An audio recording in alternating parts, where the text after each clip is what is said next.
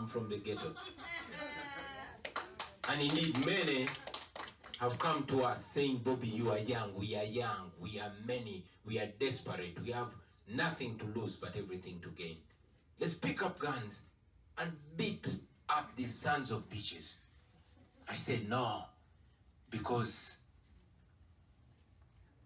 violence only begets violence. Historically, I've not seen anywhere where violence takes over and you get a smooth democracy. Our desire is to disempower the guns and empower the people. So we would be another group that comes in forcefully and filled with entitlement. But if through this our struggle we disempower violence, then we have empowered the people. We want to change. I mean, we come from a country that has never seen a peaceful transfer of power from one ruler to another. Since independence, 1962, that is 63 years ago. We want to change that in this, our generation. That is why we chose to take the long, painful, but moral path of non-violence.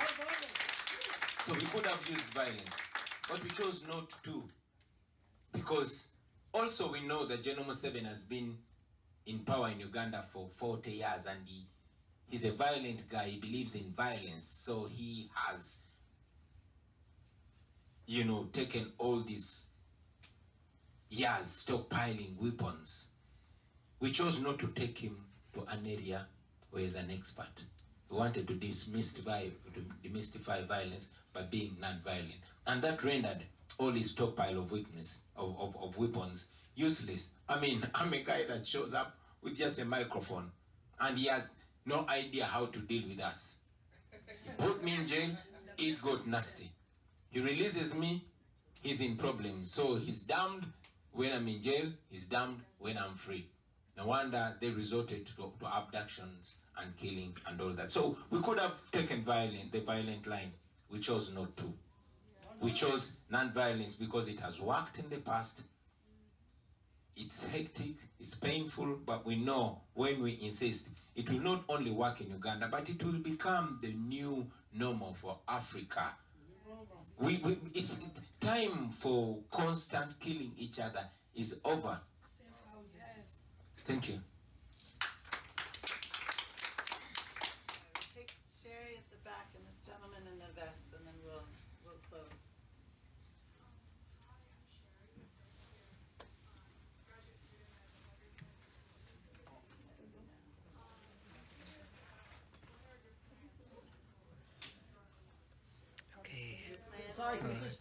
Tukyagenda mu maaso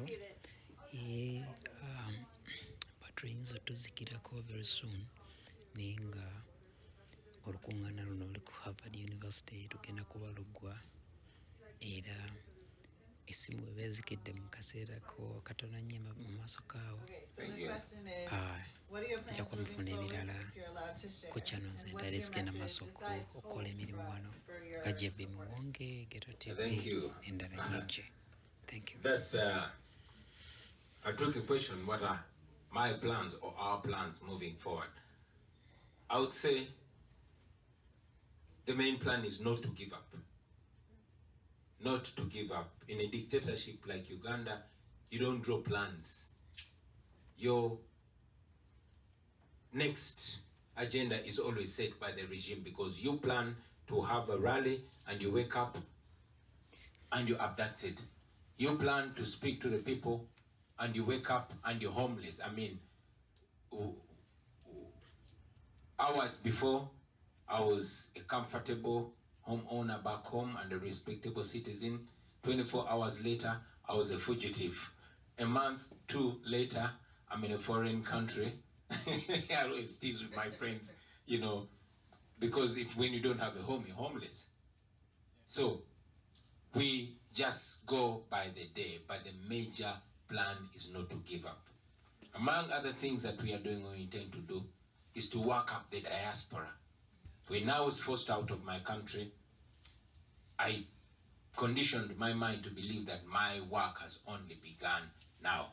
So we are on a phase of international engagement. That That's what brings me here. That's what's taking me to Harvard tomorrow.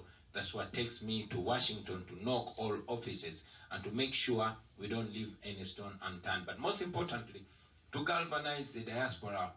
Just like in the days of slave trade, man, we have our best, our cream in the diaspora, in America, in Europe, in Arab countries. The best of us has left home. They are either economic refugees, political refugees, and all that. But these people want to go back home because they are not comfortable and fully living with full dignity on a foreign land. So they want to come back home. We have the best among Ugandans. I've traveled, you go to Europe, you go to these universities and you have Ugandans teaching there. You go to India, you have Ugandans there, the surgeons there. But back home, the education system is rotten, the healthcare system is rotten. These people want to come back home because they know they are going to grow old. But they want to set up a country that will be worth their retirement. So we are reaching out to all those people because we can't reinvent the wheel.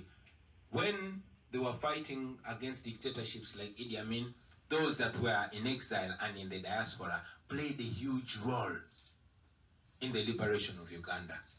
So history is repeating itself, but in a better way. And that is what we're doing, and we keep going. That was the first question. I've forgotten the second question. I think you answered them together. It was the thank message, you. and I was prepared. Oh yeah, the message to the young people.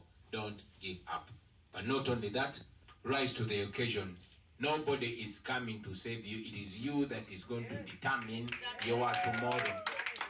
You guys are young people here. Me, I'm 44 now. Sometimes I wake up and I'm like, damn, I'm 44. I was 34 just the other day. In fact, it's as if 2 weeks ago when I was 25. But we grow so fast. Especially those that are coming from Africa or oppressed countries. Nobody else. You that are here in Harvard, man, you are the hope that we are looking for. You have already discovered your calling. Franz Fanon, you are elites, you are intellectuals, you've read so much. You must have read about Franz Fanon, who said every generation must, out of deep reflection, discover their cause, their mission, and choose to either betray it or pursue it. Now I have no doubt that you know your mission. You know what your countries can be.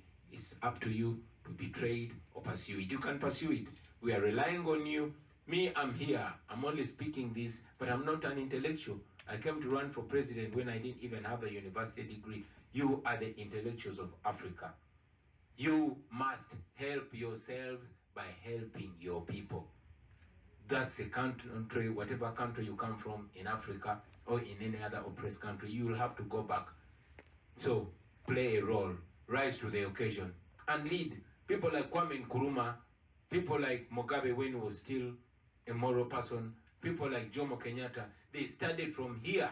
What they got from here came back to Africa and earned us independence. Came back to Africa and earned us better. Are you telling me you are not the offsprings of those people? Yes, you are. So it is your time to be the Kwame Nkrumah, to be the Mandela, to be those great revolutionaries that changed Africa. Thank you. I think that's the perfect note to end on. We've gone for over an hour. We've gone 15 minutes past our time, and I know that probably everyone wants a photo. I don't know if you're okay with photos. Please join me in thanking our guests. Okay, twebaza mwena babaddeko. Oye President Robert Kyagulanyi Ssentamu.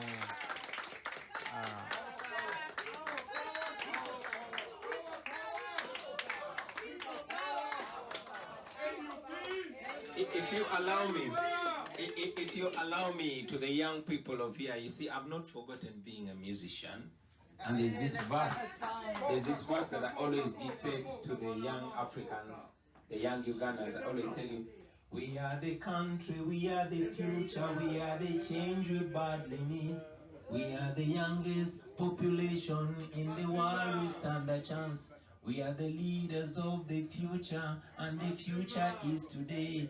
If we only come together, we can change our destiny. We definitely can and must change our destiny. Thank you.